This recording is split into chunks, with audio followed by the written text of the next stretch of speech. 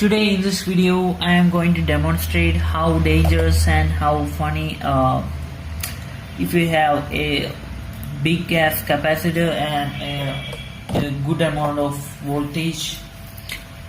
So let's get started. First of all, we can connect the red probe and we can short circuit the capacitor.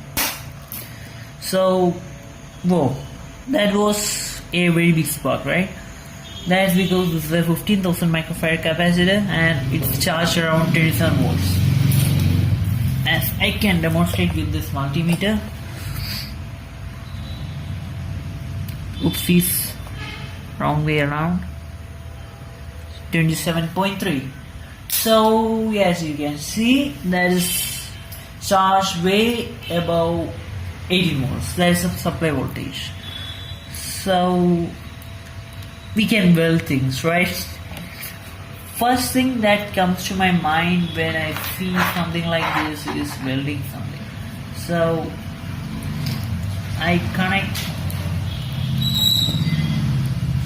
this thing to this and if I am lucky I can weld it. It's welding to the capacitor, but it's welding to the capacitor, but it's not welding to. Let's try this nut for sample. Or I think this is the problem. This is not melting, right? So let's use this thing. This is aluminum. That I know melting point is low.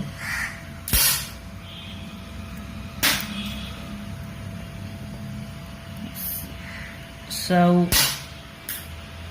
as you can see, there is no welding at all, but let's not leave the hope. Let's weld this.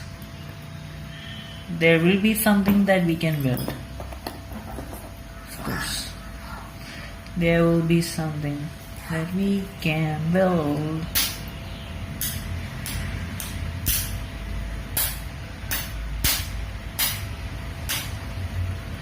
Yay! So I have successfully welded this nut. This is not a nut, this is a screw with the key. So yeah, this is the demonstration I am giving you.